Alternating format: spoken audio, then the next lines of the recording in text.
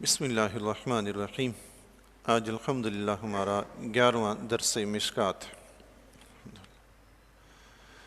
عن ابن عباس رضی اللہ تعالی عنہما قال، حضرت ابن عباس رضی اللہ تعالیٰ عنہ فرماتے ہیں، یہ حضرت ابن عباس رضی اللہ تعالیٰ عنہ کا جو نام ہے عبداللہ ہے، آپ کو عبداللہ بن عباس کہتے ہیں۔ آپ رضی اللہ تعالیٰ عنہ حضور علیہ الصلوۃ والسلام کے چچا زاد بھائی بھی ہیں، اور آپ کی والدہ جو ہے حضرت عبداللہ بن عباس رضی اللہ تعالیٰ عنہ کی جو والدہ ہے وہ ام المومنین حضرت میمونہ رضی اللہ تعالیٰ عنہ کی ہمشیرہ ہیں۔ تو یوں حضور علیہ الصلوۃ والسلام حضرت عبداللہ بن عباس رضی اللہ تعالیٰ عنہ کے خالو بھی ہوئے رشتے میں، یہ بھی ایک رشتہ ہے۔ آپ ہجرت سے 3 سال پہلے پیدا ہوئے تھے، 13 سال کے تھے کہ حضور علیہ الصلوۃ والسلام کا وصال مبارک ہوا۔ حضرت عبداللہ بن عباس کی عمر مبارک 13 برس تھی۔ آپ کو بھی جو لقب ملا تھا وہ حبر امت کا لقب ملا تھا، یعنی امت مسلمہ کا بہت بڑا عالم، سبحان اللہ، بہت بڑا عالم، سبحان اللہ۔ آپ کو مفسر قرآن ہونے کا خطاب بھی حاصل ہے، اور آپ کی کتاب تفسیر کی کتاب آج بھی ملتی ہے تفسیر ابن عباس کے نام سے، سبحان اللہ۔ 1450 سال پہلے لکھ گئے، آج تک ملتی ہے، سبحان اللہ، سبحان۔ یہ بارگاہ الہی میں شرف قبولیت ہونے کا نتیجہ ہے۔ اللہ کی بارگاہ میں جو چیز قبول ہوتی ہے وہ صدیوں چلتی ہے، سبحان اللہ ہے۔ تو ان کی تفسیر بھی اللہ کی بارگاہ میں ایسی قبول ہوئی کہ آج تک علماء کرام کے درمیان میں موجود ہے۔ آخری عمر میں آپ رضی اللہ تعالیٰ عنہ نابینا ہو گئے تھے۔ 34 ہجری میں 71 برس کی عمر میں آپ نے طائف میں وفات پائی، اور طائف میں ہی آپ کا مزار شریف ہے۔ یہ روایت نقل کرتے ہیں کہ حضور علیہ الصلوۃ والسلام کی بارگاہ عالیہ میں ایک وفد آیا۔ میں سارے الفاظ نہیں پڑھتا، بس تھوڑا سا خلاصہ حدیث کا عرض کرتا ہوں۔ عبد القیس کا ایک وفد آیا، حضور علیہ الصلوۃ والسلام کی بارگاہ میں حاضر ہوئے تو آقا علیہ الصلوۃ والسلام نے فرمایا من القوم، یا فرمایا من الوفد۔ حضور علیہ الصلوۃ والسلام نے پوچھا یہ کون سی قوم کے لوگ ہیں، یا پوچھا یہ کون سا وفد ہے۔ حضور علیہ الصلوۃ والسلام نے سوال کیا، قالو ربیہ، تو انہوں نے کہا ربیہ، یہ قبیلہ تھا عبد القیس، ان کے جد کا نام آبا و اجداد میں سے ان کے کوئی بزرگ تھے جن کا نام تھا عبد القیس، تو انہی کے آگے سے نسل چلی تو یہ قبیلہ عبد القیس کے نام سے مشہور ہوا، اور پھر ان کے نسب میں ربیہ بن نزار کا نام بھی آتا تھا، تو انہی کے نام سے بھی یہ مشہور تھے، عبد القیس اور ربیہ کے نام سے یہ قبیلہ مشہور تھا۔ حضور علیہ الصلوۃ والسلام نے ان سے پوچھا کہ کون ہو، کون سا وفد ہے، کون سی قوم ہے۔ آپ کو ایک بات عرض کر دوں کہ آقا علیہ الصلوۃ والسلام کا یہ پوچھنا اس وجہ سے نہیں تھا کہ آپ جانتے نہیں تھے۔ علامہ ملا علی قاری رحمۃ اللہ علیہ نے اسی حدیث کی شرح میں آپ نے فرمایا، مرکات میں آپ نے فرمایا حضور علیہ الصلوۃ والسلام صحابہ کرام رضی اللہ تعالیٰ عنہ کو پہلے ہی بتا چکے تھے کہ ایک وفد مدینہ میں آ رہا ہے، سبحان اللہ۔ ان کے متعلق حضور تو پہلے بتا چکے تھے، پھر پوچھا کیوں؟ تو ہر بار سوال اس لیے نہیں پوچھا جاتا کہ پتہ نہیں ہوتا، بس اوقات پتہ ہونے کے باوجود بھی پوچھا جاتا ہے۔ اللہ تعالیٰ نے موسیٰ علیہ السلام سے فرمایا ما تلک بیمینک یا موسیٰ، اے موسیٰ تیرے ہاتھ میں کیا ہے؟ کیا اللہ کو پتہ نہیں تھا کہ موسیٰ علیہ السلام کے ہاتھ میں کیا ہے؟ سبحان اللہ، اللہ کو پتہ تھا، پھر بھی پوچھا موسیٰ ہاتھ میں کیا ہے، موسیٰ علیہ السلام کو اپنی طرف متوجہ کرنے کے لیے۔ اور آگے بھی پھر موسیٰ علیہ السلام تھے، انہوں نے جواب صرف اس پہ اکتفا نہیں کیا کہ ھذا عصایا، یہ میرا ڈنڈا ہے، اس پہ اکتفا نہیں کیا، بلکہ آگے بڑھتے چلے گئے، فرمایا یہ میرا ڈنڈا ہے، میں اس پہ سہارا لیتا ہوں، اس کے ذریعے بکریوں کے لیے پتے جھاڑتا ہوں، سبحان اللہ۔ بات تو ایک صرف اتنا پوچھا تھا کہ ہاتھ میں کیا ہے، تو عرض کرنی تھی کہ ڈنڈا ہے، آگے بتایا اس ڈنڈے کے فوائد بھی بتائے۔ تو بزرگان دین نے فرمایا کہ یہ موسیٰ علیہ السلام نے آگے گفتگو کیوں فرمائی، جواب تو فقط اتنا دینا تھا کہ میرا ڈنڈا ہے۔ علماء کرام نے فرمایا جب محبوب سے بات ہو رہی ہو نا تو دل چاہتا ہے بات بڑھتی چلے، رکے نہیں، سبحان اللہ۔ اس لیے موسیٰ علیہ السلام نے بات آگے بڑھائی، روکی نہیں، سبحان اللہ۔ یہ اہل دل کی باتیں جی، اہل دل جانتے ہیں، سبحان اللہ۔ آپ کی زبانوں سے بے اختیار سبحان اللہ نکلا، اس بات میں بھی کچھ لذت تھی تو سبحان اللہ نکلا ہے جی۔ اللہ اللہ، اللہ والوں کی بات ہی اور ہے جی، سبحان اللہ۔ تو حضرت موسیٰ علیہ السلام نے بات کو لمبا کیا۔ عرض کرنے کا مطلب یہ ہے کہ اللہ تعالیٰ نے موسیٰ علیہ السلام سے سوال پوچھا ہاتھ میں کیا ہے، لیکن یہ سب جانتے ہیں کہ رب کو پتہ تھا کہ ان کے ہاتھ میں کیا ہے۔ حضور علیہ السلام کو پتہ تھا کہ آنے والے کون ہیں، پھر بھی پوچھا۔ کیوں پوچھا؟ ایک وجہ تو یہ تھی کہ حاضرین بھی سن لیں کون ہیں آنے والے، اور دوسری وجہ یہ بھی ہو سکتی ہے کہ حضور علیہ السلام نے ان پر شفقت فرمائی ہو، پوچھا ہو سوال کر کے۔ سبحان اللہ ہے جی، اللہ اللہ۔ تو حضور علیہ السلام نے اس لیے نہیں پوچھا کہ جانتے نہیں تھے۔ آقا علیہ السلام کی نظر تو وہاں چند قدم تو کیا قیامت تک نظر ہے۔ سبحان اللہ، قیامت تک کے حالات و واقعات بتا دیے، تو وفد کا آنا کون سی بڑی بات تھی، ہیں جی، اللہ اللہ، سبحان اللہ۔ یہ جب حضور علیہ السلام کی بارگاہ میں پہنچے تو آقا علیہ السلام نے انہیں خوش آمدید کہا، اور آقا علیہ السلام نے فرمایا غیر خزایا ولا ندامہ، نہ تو رسوائی ہے اور نہ ہی شرمندگی ہے، یعنی تمہارا آنا باعث سے خیر و برکت ہے، اور یہ تم لوگوں نے اچھا کیا کہ تم لوگ آ گئے۔ حضور علیہ السلام کی بارگاہ میں پہنچ کر ایمان لے آئے، رسوائی اور شرمندگی سے بچ گئے۔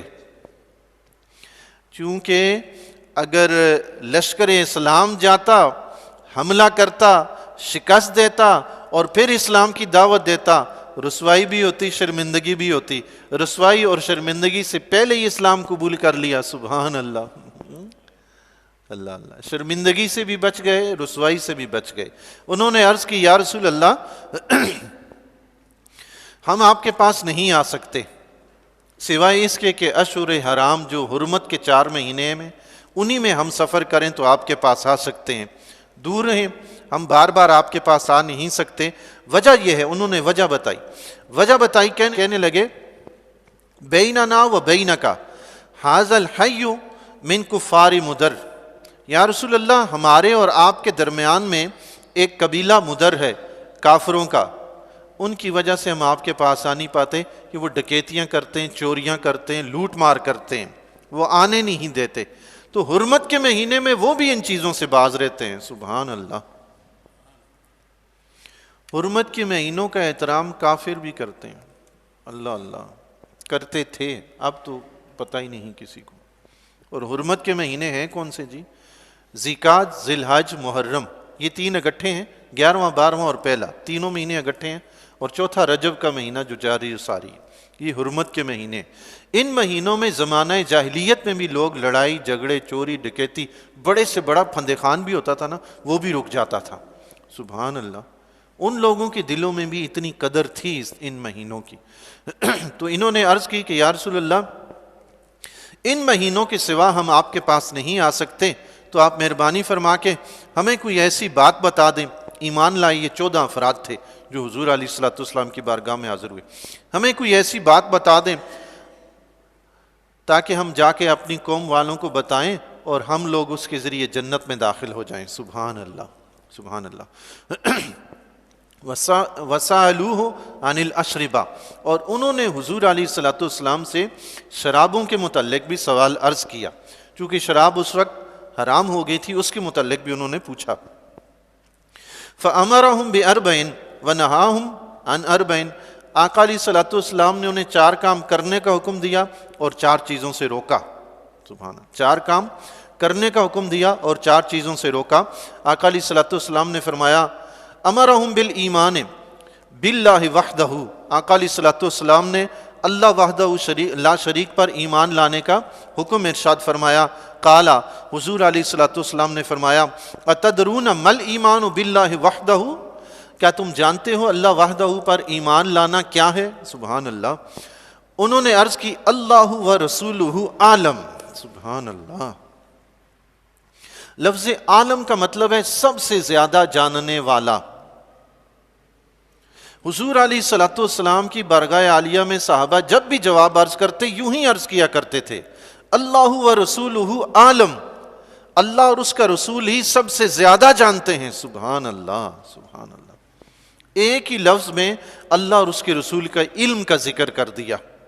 لیکن یہ آپ اچھی طرح جانتے ہیں، میں بھی جانتا ہوں کہ اللہ کا علم کہاں تو نبی کا علم کہاں، کوئی برابری نہیں ہے، کوئی برابری نہیں ہے، لیکن ایسا کہنے سے شرک بھی نہیں ہوتا، چونکہ ایک بات واضح ہے، جو اللہ کے نبی کا علم ہے وہ رب کا دیا ہوا ہے، اور پھر اللہ کے نبی کا علم محدود ہے اور اللہ کا علم لامحدود ہے، اور پھر اللہ کے نبی کا جو علم ہے وہ مخلوق کے لحاظ سے تو اتنا ہے کہ مخلوق کا علم قطرہ اور حضور کا علم دریا، سبحان اللہ، تو قطرے اور دریا کی کیا نسبت ہے، لیکن اللہ کے سامنے تو اللہ کے نبی کا علم بھی محدود ہے جی۔ لیکن صحابہ کرام رضی اللہ تعالیٰ عنہ جواب عرض کرتے ہوئے اکثر یہی کہتے تھے، اللہ و رسولہ عالم، اللہ اور اس کا رسول ہی عالم ہے، سب سے زیادہ وہی جانتے ہیں۔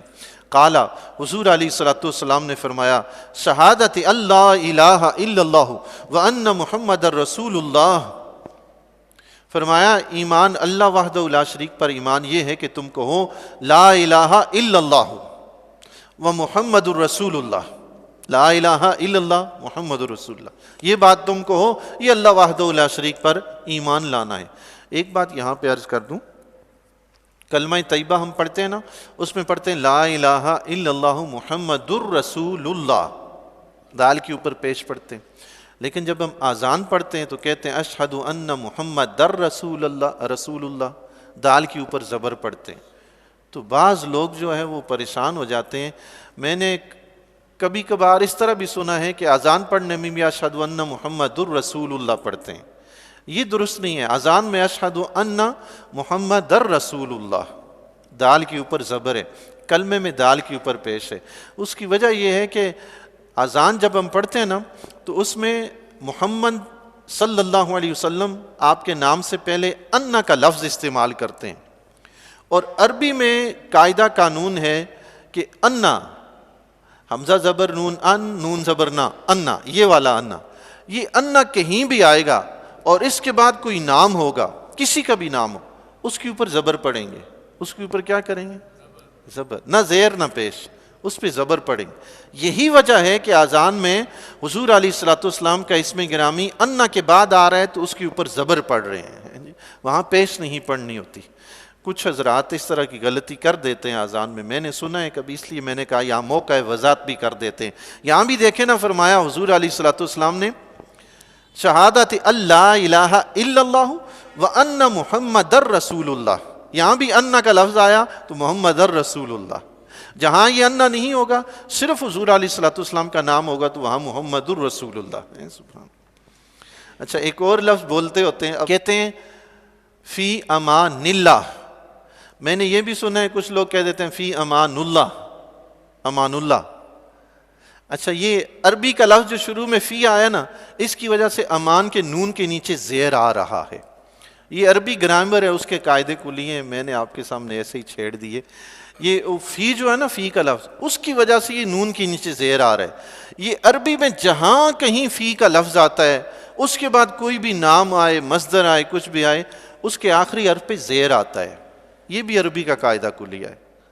اچھا، اور بہت سارے اس کے قاعدے کلی ہیں، چھوٹی چھوٹی کتابیں عربی کی ملتی ہیں، لیکن اس کے بڑا وسیع علم ہے، یہ علم النحو اس کو کہتے ہیں، مدارس میں پڑھایا جاتا ہے، ابتدائی اسی علوم سے ہوتی ہے، صرف اور نحو سے۔ حضور علیہ الصلوۃ والسلام نے ایمان کی بات انہیں سکھائی، چونکہ وہ ایمان لائے تھے آ کر، تو پہلے ان کو ایمان کی دعوت دی گئی۔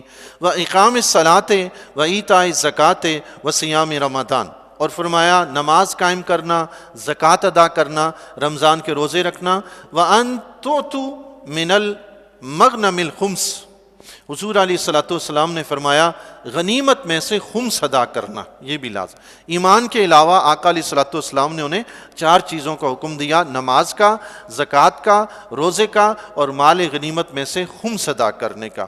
دیگر احکام ذکر نہیں، علماء کرام نے فرمایا کہ غالباً اس وقت دیگر احکام ابھی فرض واجب نہیں ہوئے تھے، یا دیگر احکام انہی احکام کے تحت آ جاتے ہیں۔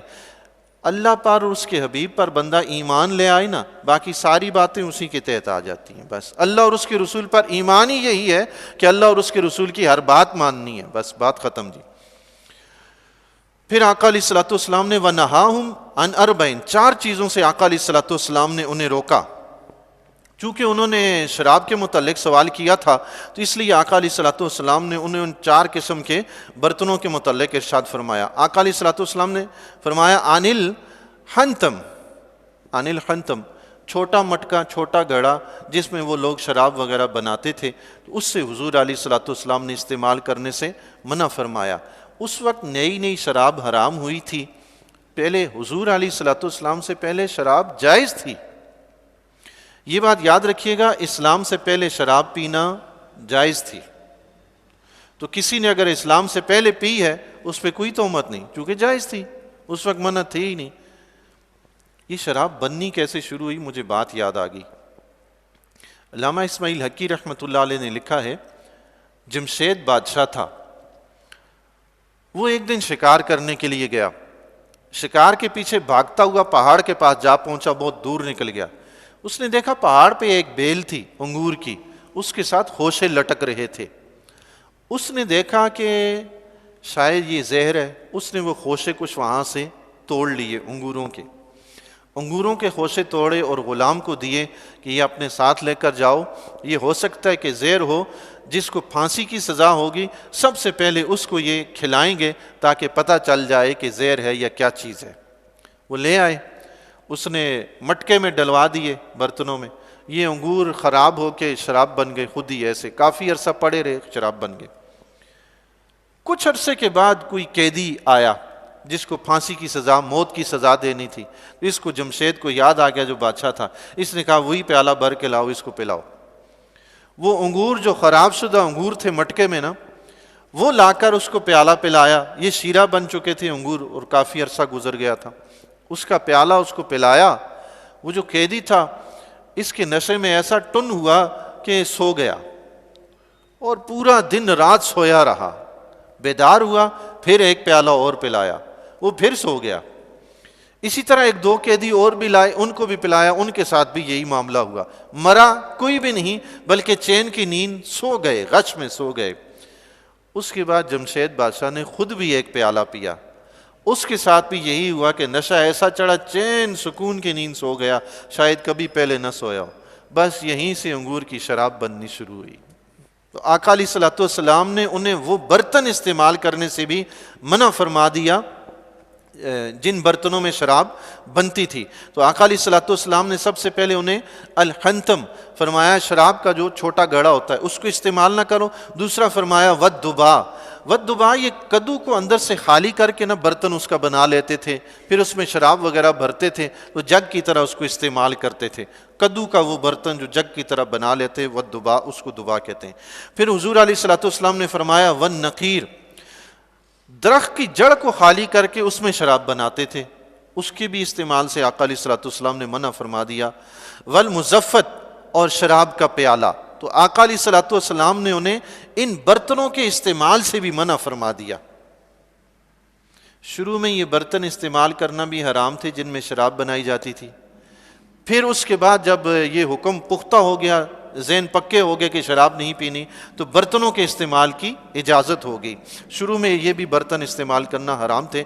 آقا علیہ الصلوۃ والسلام نے فرمایا احفظوہن واخبروا بہن من وراءکم، انہیں اچھی طرح یاد کر لو، خود ان کے عالم بن جاؤ اور عامل بھی بن جاؤ، اچھی طرح یاد بھی کر لو اور ان پر عمل بھی کرو اور اپنی قوم کو جا کر بتاؤ بھی۔ سبحان اللہ، اپنی قوم کو جا کر یہ احکام سناؤ بھی، بتاؤ بھی۔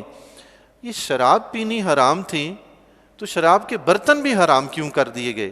علماء کرام نے یہاں پہ ایک چھوٹا سا نقطہ ارشاد فرمایا ہے، فرمایا حرام سے اگر بچنا نہ تو حرام کے اسباب سے بھی بچیں۔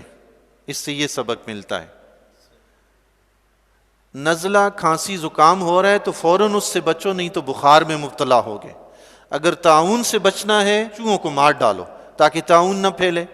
سبحان اللہ، یعنی جو چیز حرام تک لے جانے کا سبب ہے اس سے بھی بچو تاکہ حرام سے بچ جاؤ۔ یہی وجہ ہے کہ اسلام نے نگاہیں نیچی رکھنے کا حکم دیا ہے، اسی لیے نگاہ بہکے گی، دل بہکے گا، مسئلہ تب خراب ہوگا۔ عورت کو پردے کا حکم اسی لیے دیا ہے، اب پردے کے اندر ہے، پتہ ہی نہیں خوبصورت ہے، بدصورت ہے، کیسی ہے، کچھ پتہ نہیں، اسی لیے پردے کا حکم، نگاہ نیچی رکھنے کا حکم دیا تاکہ بندہ حرام تک پہنچنے سے پہلے جو اسباب ہیں، ڈائریکٹ تو کوئی بھی حرام تک نہیں پہنچتا نا جی، ان اسباب کے ذریعے پہنچتا ہے۔ اسلام نے ان اسباب سے ہی روک دیا تاکہ حرام کا دروازہ پکے طریقے سے بند ہو جائے۔ ایک حدیث مبارکہ بس خلاصتاً عرض کر دیتا ہوں، اتنی لمبی چوڑی باتیں بھی نہیں ہیں، اس کا صرف ترجمہ عرض کر دیتا ہوں۔ حضرت عبادہ بن صامت رضی اللہ تعالیٰ عنہ سے روایت ہے، یہ حضرت عبادہ بن صامت رضی اللہ تعالیٰ عنہ وہ جلیل القدر صحابی ہیں جو عقبہ اولا، بیعت عقبہ اولا اور عقبہ ثانیہ میں شریک ہوئے تھے۔ ابھی اسلام مدینہ میں نہیں آیا تھا، انہی کے ذریعے، ان صحابہ کے ذریعے مدینہ میں اسلام آیا۔ سبحان اللہ، یہ جیسے جلیل القدر صحابی ہیں۔ مکہ میں جا کر حضور علیہ الصلوۃ والسلام کے دست مبارک پر ایمان قبول کیا تھا۔ آپ رضی اللہ تعالیٰ عنہ جب صدیق اکبر رضی اللہ تعالیٰ عنہ کے زمانہ اقدس میں قرآن جمع ہونا شروع ہوا نا، تو یہ بھی قرآن جمع کرنے والوں میں شریک تھے۔ سبحان اللہ۔ غزوہ بدر اور دیگر تمام غزوات میں آپ نے شرکت فرمائی ہے۔ حضرت عمر فاروق رضی اللہ تعالیٰ کے زمانہ اقدس میں شام کے قاضی رہے۔ آپ نے 34 ہجری میں 72 سال کی عمر پا کر فلسطین میں انتقال فرمایا ہے۔ سبحان اللہ، بڑے جلیل القدر صحابی ہیں۔ آپ روایت نقل فرماتے ہیں، قال رسول اللہ صلی اللہ علیہ وسلم، حضور علیہ الصلوۃ والسلام نے ارشاد فرمایا، وَحَوْلَهُ عِصَابَةٌ مِّنْ أَصْحَابِهِ، اور صحابہ کرام رضی اللہ تعالیٰ عنہ کا بھی ایک گروہ آپ کے پاس تشریف فرما تھا۔ اصابۃ کا لفظ عربی میں 10 افراد سے لے کر 40 افراد تک کے لیے استعمال ہوتا ہے۔ سبحان اللہ۔ تو یہ ہمیں بتایا گیا کہ صحابہ کرام اتنے کم و بیش 10، زیادہ سے زیادہ 40 اتنے بیٹھے ہوئے تھے حضور علیہ الصلوۃ والسلام کے پاس۔ آقا علیہ الصلوۃ والسلام نے فرمایا، بایعونی علی اللہ تشرکوا باللہ شیئا، حضور علیہ الصلوۃ والسلام نے فرمایا مجھ سے اس بات پر بیعت کرو کہ تم اللہ کے ساتھ کسی کو شریک نہیں ٹھہراؤ گے، ولا تسرکوا ولا تزنوا، نہ تم چوری کرو گے نہ تم بدکاری کرو گے، ولا تقتلوا اولادکم، نہ تم اپنی اولاد کو قتل کرو گے، چونکہ اس زمانے میں بچیوں کو قتل کر کے لوگ فخر محسوس کیا کرتے تھے۔ نعوذ باللہ من ذالک۔ یہ تو اسلام کا کرم ہوا، اللہ کا فضل ہوا کہ اسلام نے عورت کو زندگی بخشی ہے، ورنہ اس کو تو کوئی زندہ بھی نہیں رہنے دیتا تھا۔ آج اس کو اسلامی احکام بہت سخت نظر آتے ہیں نا، اس کو پتہ ہی نہیں کہ اس کے ساتھ ہوتا کیا تھا۔ اس کو جو عزت ملی ہے نا ماں بہن بیٹی کی، اس کو دی کس نے؟ اسلام نے یہ عزت دی ہے، ورنہ پہلے تو نہ ماں کا پتہ تھا، نہ بہن کا، نہ بیٹی کا، نہ بیوی، پتہ ہی کچھ نہیں ہوتا تھا۔ بھیڑ بکریوں کی طرح عورتوں کو سمجھتے تھے، گاجر مولی کی طرح جا کے منڈیوں میں ان کو بیچتے تھے، کوڑے کرکٹ کی طرح انہیں زمین کے اندر دفنا دیتے تھے۔ یہ تو عورت کو جو عزت کا مقام ملا ہے وہ صرف اور صرف اللہ اور اس کے رسول نے دیا ہے۔ تو آقا علیہ الصلوۃ والسلام نے فرمایا کہ اولاد کو قتل نہیں کرو گے، چونکہ اس زمانے میں بچیوں کو قتل کرتے تھے، یہ گناہ بہت زیادہ ہوتے تھے اس دور میں، بہت عام تھے، اس لیے آقا علیہ الصلوۃ والسلام نے خصوصی طور پر ان پر بیعت فرمائی کہ تم مجھ سے بیعت کرو، یہ کام نہیں کرو گے۔ علماء کرام نے اس بیعت کو بیعت تقوی لکھا ہے کہ یہ بیعت تقوی ہے، چونکہ اسلام تو صحابہ پہلے ہی لا چکے تھے۔ بیعت اسلام تو وہ ہے جو بندہ ایمان قبول کرتے ہوئے اسلام لاتے ہوئے بیعت کرتا ہے، وہ بیعت اسلام ہے۔ اعمال پر جو بیعت ہے اس کو بیعت تقوی کہتے ہیں، اسی کو بیعت طریقت بھی کہتے ہیں۔ ہمارے مشائخ عظام جو بیعت کرتے ہیں وہ یہی بیعت ہوتی ہے، اگلے کو نصیحت کرتے ہیں کہ تم نے 5 وقت کی نماز پڑھنی ہے، گناہوں سے بچنا ہے، یہ وظیفہ پڑھنا ہے، ذکر و اذکار کرنا ہے، یہ بیعت اسی حدیث سے ثابت ہے۔ بیعت کرنا یہ بھی حضور علیہ الصلوۃ والسلام کی سنت ہے کہ کوئی اللہ کا نیک بندہ عام مسلمانوں سے اس بات پر بیعت کرے کہ تم یہ گناہ نہیں کرو گے، تم یہ نیکیاں کرو گے۔ سبحان اللہ، یہ بھی تو حضور کی سنت ہوئی۔ سبحان اللہ۔ اس وقت زنا، یہ بدکاری بھی عام تھی، چوری بھی عام تھی، بچیوں کو قتل کرنا عام تھا۔ وَلَا تَأْتُوا بِبُهْتَانٍ تَفْتَرُونَهُ بَيْنَ أَيْدِيكُمْ وَأَرْجُلِكُمْ وَلَا تَعْصُوا فِي مَعْرُوفٍ، فرمایا اور کوئی اپنے سامنے بہتان بھی نہیں لاؤ گے، نہ خود گڑھ کے نہ سن کے۔ اس زمانے میں یہ بھی ہوتا تھا کہ بسا اوقات عورتیں کسی سے بچہ لے کر مرد سے جا کر کہتی تھی یہ تمہارا بچہ ہے، میرے ہاں پیدا ہوا ہے، تو کچھ مال وغیرہ بٹورنا مقصد ہوتا تھا۔ چونکہ اس دور میں تو یہ کام ایسے عجیب نہیں سمجھے جاتے تھے، بدکاری اور بچیوں کو زندہ دفن کرنا یہ کام فخر سمجھے جاتے تھے۔ یہ تو اسلام نے انسان کو انسانیت سکھائی ہے کہ وہ ان کاموں سے نفرت کرنے لگا، ورنہ اس وقت لوگ فخر کیا کرتے تھے۔ حدیث شریف میں آتا ہے، آقا علیہ الصلوۃ والسلام کے فرمان گرامی کا مفہوم ہے، فرمایا چور جب چوری کرتا ہے مومن نہیں رہتا، اور زانی جب زنا کرتا ہے مومن نہیں رہتا۔ یہ اتنے سخت گناہ ہیں۔ اللہ اللہ، اللہ تعالیٰ ہمیں ان سے بچنے کی توفیق عطا فرمائے۔ پھر آقا علیہ الصلوۃ والسلام نے فرمایا وَلَا تَعْصُوا فِي مَعْرُوفٍ، اور اچھے حکم میں نافرمانی نہیں کرو گے۔ اچھا حکم ماں باپ دیں، استاد دیں، کوئی عالم صاحب دیں، کوئی بھی بڑا بزرگ اچھی بات کا حکم دے، نافرمانی نہیں کرو گے، اس کو کرو گے۔ اس کو کیا کرو گے؟ کرو گے۔ آج کل تو اولاد ہر بات پہ مجھے یہ نہیں کرنا، مجھے وہ نہیں کرنا، استاد صاحب چیختے چلاتے رہتے ہیں، شاگردوں کو پتہ ہی نہیں ہوتا، نہ مانتے ہیں نہ سنتے ہیں۔ ہمیں یہ درس دیا گیا ہے کہ ماں باپ، استاد، مشائخ عظام، علماء کرام، بڑے بزرگ محلے کے کوئی اچھی بات کا حکم دیں، نافرمانی نہ کرو، وہ سنو، مانو، عمل کرو، یہ حکم دیا گیا ہمیں۔ فمن وفا منکم، جو شخص ان چیزوں کو پورا کرے گا، اس عہد کو، اس بیعت کو پورا کرے گا، فرمایا فاجرہ علی اللہ، اس کا اجر اللہ کے پاس ہے۔ سبحان اللہ، اس کو اجر کون دے گا؟ اللہ تعالیٰ۔ یہ نہیں کہ دنیا میں بندہ دیکھتا پھرے، یار میں تو اتنی نیکیاں کرتا ہوں، برائی کوئی کرتا نہیں، لوگ پھر بھی مجھے اچھا نہیں سمجھتے۔ بھائی لوگوں نے اچھا یا برا نہیں سمجھنا، آپ کا فیصلہ تو رب کی بارگاہ میں ہونا ہے نا۔ نظر ادھر رکھیں، ادھر کیا ہے نظر؟ بھائی نیکی اس کے لیے کریں، عمل اس کے لیے کریں۔ یہ کیا کہ لوگ مجھے اچھا نہیں سمجھتے یا لوگوں نے یہ کہہ دیا، وہ چھوڑیں بھائی لوگوں کو، اللہ تعالیٰ سب کے حال پہ رحم فرمائے۔ لوگ کہتے رہتے ہیں، نظر جب بھی عمل کریں نظر کس پر ہو؟ رب کے پر، ہاں رب پر، کے اجر اس نے دینا ہے۔ ومن اصاب من ذلک شیئا، اور جو شخص ان برائیوں میں سے کوئی برائی کر بیٹھے، شرک کے علاوہ، شرک کے علاوہ کوئی گناہ، کوئی غلطی کر بیٹھے، آقا علیہ الصلوۃ والسلام نے فرمایا فعوقب بہ فی الدنیا، اور دنیا میں اسے سزا مل جائے۔ مثلا اسلام نے چوری کی سزا ہاتھ کاٹنا مقرر کی ہے، کسی نے چوری کی، اس کا ہاتھ کاٹ دیا گیا، یا کسی نے بدکاری کی، پکڑا گیا، گواہ موجود، سب کچھ ثبوت ہو گیا اور رجم کر دیا گیا، اس کو سزا دے دی گئی، یا کسی نے کسی کو ناحق قتل کیا، اس کے بدلے میں قتل کر دیا گیا، سزا اس کو دنیا میں ہی مل گئی۔ آقا علیہ الصلوۃ والسلام نے فرمایا فَهُوَ کفارۃ اللہ، تو یہ اس کے لیے کفارہ بن جائے گا۔ دنیا میں اس کو گناہ کی سزا مل گئی تو یہ اس کے لیے کفارہ ہو جائے گی، یعنی گناہ بخش دیا جائے گا۔ قیامت کے دن اللہ تبارک و تعالیٰ اس سے اس گناہ کے متعلق پوچھ گچھ نہیں کرے گا جس پر سزا مل گئی ہے۔ پھر آقا علیہ الصلوۃ والسلام نے فرمایا وَمَنْ أَصَابَ مِنْ ذَلِكَ شَيْئًا، اور جو شخص ان گناہوں میں سے کوئی گناہ کر بیٹھے، ثُمَّ سَتَرَهُ اللَّهُ عَلَيْهِ، پھر اللہ تعالیٰ اس کی اس گناہ پر پردہ ڈال دے، کسی کو پتہ ہی نہ چلے۔ آپ دیکھیں نا، آپ گاڑی کھڑی کر کے وہاں گئے، پیچھے گاڑی نہیں، پتہ ہی نہیں، موٹر سائیکل کھڑا کر کے گئے، واپس آئے، پتہ ہی نہیں کہاں چلا گیا۔ اچھا ایسے واقعات کئی ہوتے ہیں کہ چور نے چوری کر دی، پتہ نہیں، اور بھی کئی گناہ ہیں جی لوگ کرتے ہیں، پتہ نہیں چلتا۔ رب نے کیا کیا؟ پردہ ڈال دیا۔ یہ اس کا فضل ہے کہ نہیں؟ یہ اس کا کرم ہے کہ نہیں؟ کرم ہی تو ہے، یہ پردے ڈال رہا ہے۔ حضرت عمر رضی اللہ تعالیٰ کے زمانہ اقدس میں ایک شخص چوری کرتے ہوئے پکڑا گیا، تو حضرت عمر رضی اللہ تعالیٰ نے اس کے لیے سزا مقرر فرمائی کہ اس کو سزا دی جائے۔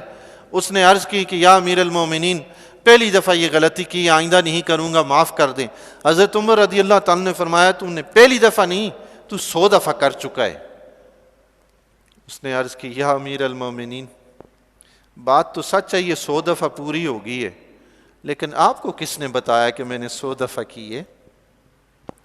حضرت عمر رضی اللہ تعالیٰ نے فرمایا جب تک بندہ گناہوں میں حد سے نہ بڑھے نا، رب اسے پکڑواتا نہیں۔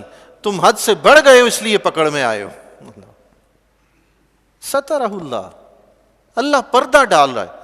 ایک بار غلطی کی، رب نے پردہ ڈالا، 2 بار 3 بار 4 100 بار کر دیا، رب نے پردے ڈالے ہیں۔ بھائی اس جیسا کریم کون ہے جی؟ اللہ اللہ اللہ اللہ اللہ۔ عام انسانوں کے سامنے، آپ ماں باپ بہن بھائیوں کے سامنے، آپ آفس میں کہیں آگے پیچھے ایک غلطی بھی کریں، کوئی چھوڑتا ہے؟ کوئی نہیں چھوڑتا۔ رب کے سامنے اتنی غلطیاں بندہ کر جاتا ہے، رب کیا کرتا ہے؟ پردے ڈالتا ہے، پردے ڈالتا ہے۔ ایک اور واقعہ پردے ڈالنے سے یاد آیا، ایک بادشاہ تھا نا، اس کو کسی فقیر کا پتہ چلا کہ بڑا نیک بندہ ہے، بادشاہ ان کے پاس گیا، ان سے ملا، تو بادشاہ ان کے پاس بیٹھا تو ان کی باتیں سنی، اسے بہت اچھی لگی۔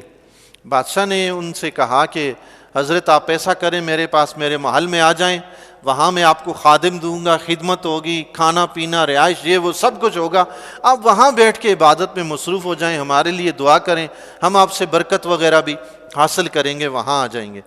تو وہ جو فقیر تھے انہوں نے منع کیا بادشاہ کو، انکار کر دیا کہ نہیں میں آپ کے محل میں نہیں جاؤں گا، میں اپنی اس جھونپڑی میں ہی اچھا ہوں، ٹھیک ہوں۔ لیکن بادشاہ نے بہت اصرار کیا، تو وہ جو فقیر تھے انہوں نے بادشاہ سے پوچھا، بادشاہ سلامت مجھے ایک بات تو بتائیں، میں آپ کے محل میں جاؤں گا، ظاہر ہے وہاں پہ چیل پیل ہوگی، آپ کی کنیزیں ہوں گی، لونڈیاں ہوں گی، تو اگر کبھی میرا دل خراب ہو جائے اور میں کسی کنیز کے ساتھ بدکاری کر بیٹھوں تو آپ میرے ساتھ کیا کریں گے؟ بادشاہ نے جو ہی سنا تو بادشاہ تو اچھل پڑا، غصے میں لال پیلا ہو گیا، میں تمہیں ایسا نیک سمجھ، تم ایسی حرکت کرو گے، کوئی تمہیں شرم نہیں آتی؟ یہ وہ فلاں باتیں سنائی بادشاہ نے اس کو۔ وہ فقیر صاحب جو تھے انہوں نے عرض کی، بادشاہ سلامت میں یہی ٹھیک ہوں، آپ کے سامنے تو ابھی میں نے گناہ کیا ہی نہیں، صرف ذکر کیا ہے، تو آپ لال پینے ہونے شروع ہو گئے، میں اسی کے پاس رہوں گا جو دن میں میرے 70 ہاں گناہ دیکھتا ہے مگر کبھی پوچھتا نہیں ہے، سبحان، میں اسی کے پاس رہوں گا، تمہارے پاس جانے کی مجھے ضرورت نہیں ہے۔ سترہ اللہ علیہ، اللہ نے اسے ڈھانپ دیا، پردہ ڈال دیا، پھر دنیا میں اللہ نے اس کے گناہ پہ پردہ ڈال دیا، فہو الی اللہ، تو یہ گناہ اور اس بندے کا معاملہ اللہ کے سپرد ہے، یہ اللہ کے حوالے ہے۔ ان شاء عفا عنہ، اگر رب چاہے گا تو اسے معاف فرما دے گا، وَإِن شاء عَاقَبَهُ، اور اگر رب چاہے گا تو اسے سزا دے گا۔ فَبَايَعْنَاهُ عَلَى ذَلِكَ، صحابہ کرام رضی اللہ تعالیٰ عنہم فرماتے ہیں ہم نے حضور علیہ الصلوۃ والسلام سے اس بات پر بیعت کر لی۔ سبحان اللہ، اللہ تعالیٰ اگر گناہ پہ پردہ ڈال دینا جی تو بندے کو خود ظاہر نہیں کرنا چاہیے۔ دنیا میں اگر گناہ چھپا رہے گا تو انشاءاللہ کل قیامت کے دن بھی چھپا رہے گا انشاءاللہ۔ غلطی کون انسان نہیں کرتا؟ غلطی کر کے اس کو کبھی کسی کے سامنے ظاہر مت کریں، اپنا سگا بھائی کیوں نہ ہو، اپنا باپ کیوں نہ ہو، بیوی کیوں نہ ہو، بہن کیوں نہ ہو، ماں کیوں نہ ہو، اپنی غلطی جو آپ کی اور آپ کے رب کے درمیان ہے کبھی کسی سے ذکر مت کریں، تاکہ آپ کا معاملہ آپ کے اور رب کے درمیان میں ہی رہے، اور رب سے دعا کرتے رہیں کہ آئندہ بچنے کی توفیق عطا فرمائے۔ اللہ سے دعا ہے جی جو کوئی سنایا اس دوران غلطی ہوئی معاف فرمائے، عمل کی توفیق عطا فرمائے۔